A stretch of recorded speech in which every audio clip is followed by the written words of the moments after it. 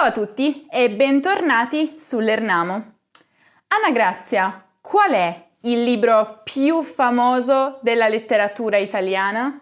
La Divina Commedia? Ok, forse hai ragione, ma di quello abbiamo già parlato in un altro video. Allora diciamo il secondo libro più famoso della letteratura italiana? Gomorra. Ci ripigliamo tutto quello che è nostro. No, parliamo di letteratura. L'amica geniale? Ok, lascia perdere, ti aiuto io. Il Decameron. Ah, di Giovanni Boccaccio, vero? Esatto. Vabbè, mi era passato di mente. Wow, di certo non è un libro che passa inosservato. Ha delle dimensioni notevoli.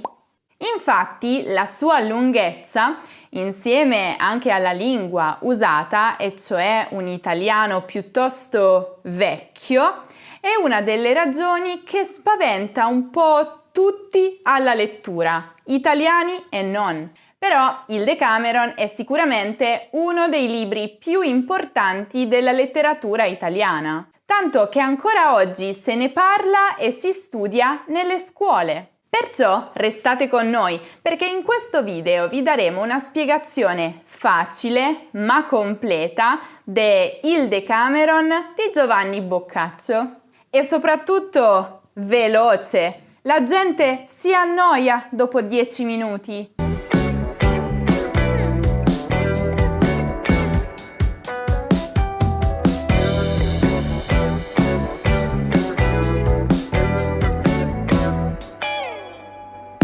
Partiamo dall'inizio. Quando Boccaccio ha scritto questo libro? Andiamo, lo sai che non sono brava con le date. Non mettermi in imbarazzo. È stato scritto tra il 1349 e il 1353. Tieni a mente queste date perché le riprendiamo tra un attimo, ma prima ho un'altra domanda per te. Questa è facile. Il titolo. Sai perché quest'opera si chiama proprio così? Decameron o Decamerone? La so. Il nome è di origine greca. Letteralmente significa di 10 giorni. E non è un caso. La storia, infatti, si sviluppa in un arco di tempo di 10 giorni. 10 è anche il numero dei protagonisti del libro, tutti giovani, 7 ragazze e 3 ragazzi. E cosa fanno 10 ragazzi in 10 giorni? Ricordi che ti ho detto di tenere a mente le date in cui il libro è stato scritto? Bene, devi sapere che un anno prima all'inizio del libro, e cioè nel 1348, c'era una terribile epidemia di peste. Quindi questi 10 ragazzi, per sfuggire al contagio, decidono di isolarsi. Scappano dalla città di Firenze per rifugiarsi in una villa in campagna. Praticamente si autoimpongono un lockdown. Esatto, questa è una scelta stilistica che si chiama cornice, cioè una situazione di base, di partenza, per il resto dell'opera. E come passano il tempo questi ragazzi? Si rilassano, fanno giochi, cucinano, ma durante le ore più calde del giorno devono inventarsi qualcos'altro. E così decidono di raccontare uno alla volta, ogni giorno, una novella, cioè un racconto breve. 10 novelle al giorno per 10 ragazzi fanno un totale di 100 novelle nell'opera. Ma come si organizzano per raccontare queste novelle? Perché così si rischia un caos? No, nessun caos. Ogni giorno viene eletto un re o una regina e sarà proprio questa persona a scegliere il tema della giornata per tutte le novelle. Quali sono questi temi? Ho preparato una tabella riassuntiva. Eccola qui.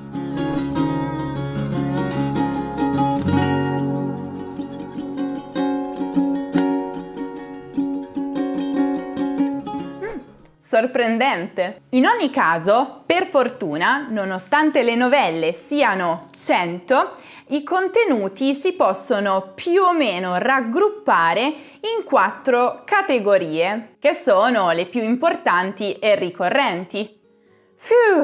Una bella scrematura, no?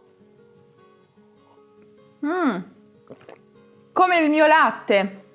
Quello intero non lo digerisco. Sì.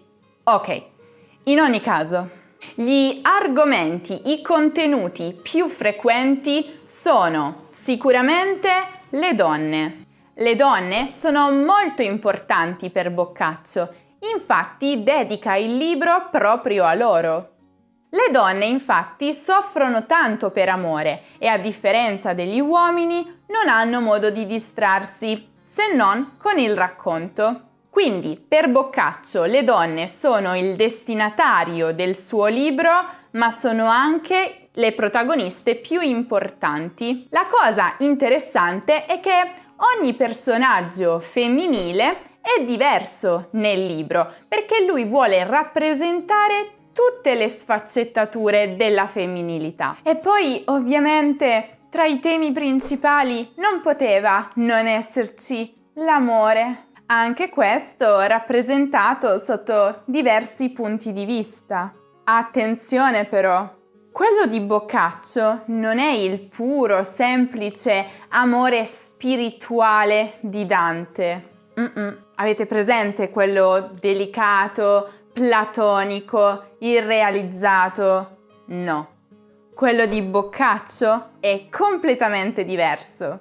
Si sofferma di più sull'aspetto fisico, carnale del sentimento. Già, infatti, proprio per questo, il libro è stato spesso considerato immorale e scandaloso ed è stato censurato in molte occasioni, in molte epoche. Ups! Un altro tema ricorrente nelle novelle è la fortuna, il caso, l'imprevedibilità dei fatti umani, cose che accadono agli uomini e che questi non possono controllare, ma possono trarne beneficio se ne hanno le capacità. Collegato a questo, un altro tema molto importante e ricorrente nelle novelle è sicuramente l'ingegno, e cioè l'intelligenza, l'abilità umana, con cui affrontare le avversità o almeno provarci. Quantunque volte, graziosissime donne,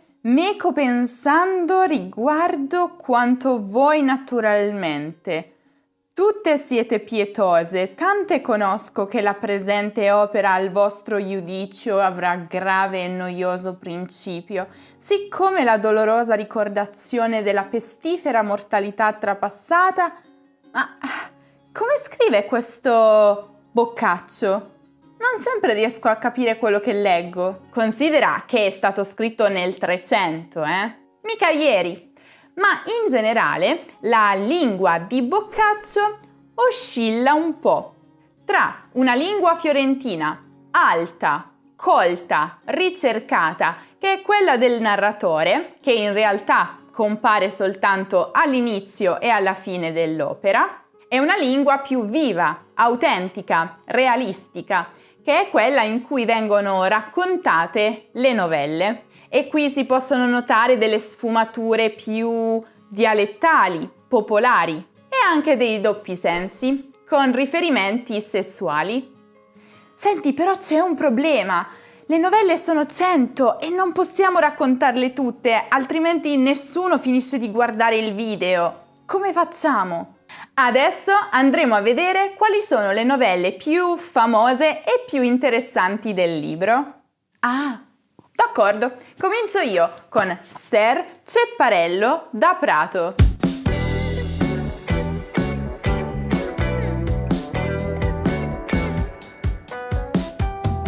Ser Cepparello è un notaio, ma è una persona malvagia, crudele, spietata. Durante una confessione, però, si descrive come una persona buona, generosa, virtuosa, amabile. E così, dopo la sua morte, viene riconosciuto e onorato da tutti come tale. Potete crederci? Io lo dico sempre, nella vita saper parlare bene aiuta tantissimo. Andreuccio da Perugia.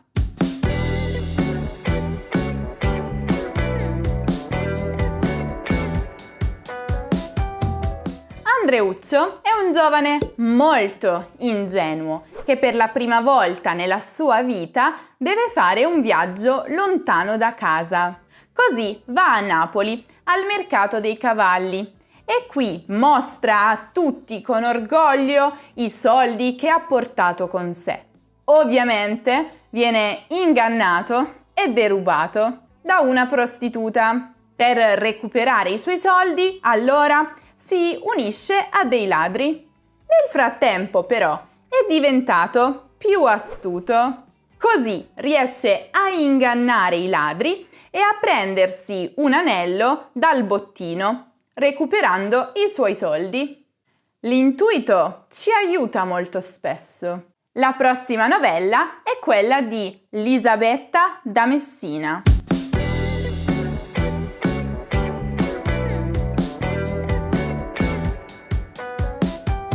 Lisabetta vive con i suoi fratelli e si innamora di un collaboratore del fratello, Lorenzo.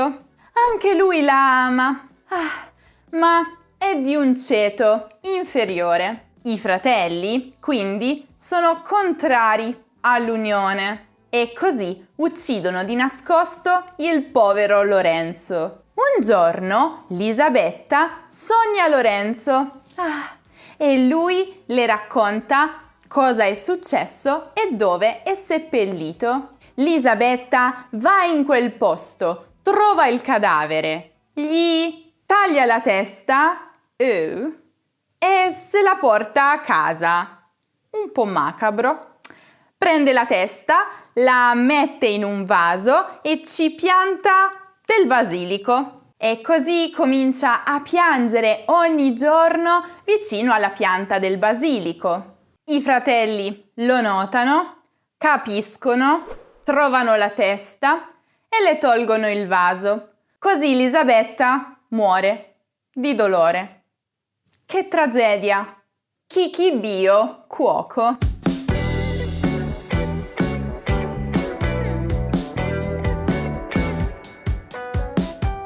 Kikibio è un cuoco che lavora per un ricco signore. Un giorno Kikibio sta preparando una gru per il pranzo del suo signore, quando vede passare la donna che lui ama. Questa lo convince a darle una gamba della gru. Al momento del pranzo, il padrone nota subito che alla gru manca una gamba, ma Kikibio dice che è normale. Dice che tutte le gru hanno una sola gamba. Così, il giorno dopo, il padrone porta Kikibio a guardare le gru. Siccome è mattina presto, le gru stanno ancora dormendo e riposano su una gamba. Quindi Kikibio è molto felice, ma il padrone grida e così facendo sveglia le gru che abbassano l'altra gamba e volano via. Kikibio si trova con le spalle al muro, non ha più una soluzione. A questo punto il padrone dice: hai visto? E Kikibio apparentemente è con le spalle al muro, ma il suo intelletto e la sua astuzia lo salvano ancora una volta. E dice al suo padrone che se anche il giorno prima avesse gridato alla gru che stava mangiando, quella avrebbe tirato fuori la gamba, l'altra gamba. E così il padrone ci ride su e lo perdona. Che astuto Kikibio! Frate Cipolla.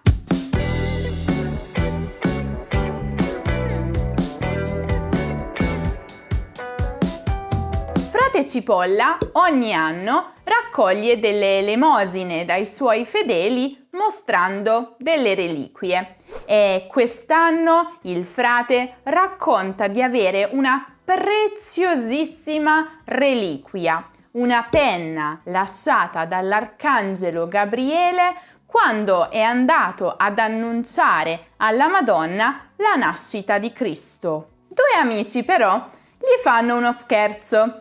Sostituiscono la penna con del carbone. Prima di mostrare la reliquia ai fedeli, frate Cipolla si accorge dello scambio, ma lui è molto tranquillo e trova subito una soluzione. Così dice ai fedeli di avere tante reliquie, tutte molto preziose. Oggi ha preso quella sbagliata, ma non è un problema perché non c'è la penna dell'arcangelo Gabriele, ma comunque c'è una reliquia molto preziosa, i carboni con i quali è stato bruciato San Lorenzo. Le nuove reliquie sono un successo e lui ottiene molti soldi dalle elemosine dei fedeli un po' creduloni. Bene, questo è quanto per il Decameron di Giovanni Boccaccio. Spero che vi sia piaciuto, spero che vi abbia rinfrescato un po' la memoria se già lo avevate studiato a scuola o spero che vi abbia incuriosito un po', tanto da decidere di cominciare a leggerlo. Vi ricordo che non è facilissimo, ovviamente, ma sarà una bella sfida, divertente, per conoscere un po' di più la letteratura italiana. Se volete ancora saperne di più su un altro grande libro della letteratura italiana, I Promessi Sposi, non perdetevi il riassunto dedicato proprio a questo libro, che trovate come sempre in alto nella card o giù nella descrizione. Se invece cercate un qualsiasi altro argomento di grammatica o di cultura italiana, non dimenticate di visitare il nostro sito lernamo.com e se ancora non lo avete fatto, seguite Lernamo su Instagram, su Facebook, su Twitter, su Pinterest, su TikTok e iscrivetevi al canale Telegram. Noi ci rivedremo prestissimo in un altro video. Se questo vi è piaciuto, lasciate un bel mi piace e iscrivetevi al canale YouTube se ancora non lo avete fatto. Ok, con questo è proprio tutto. A presto!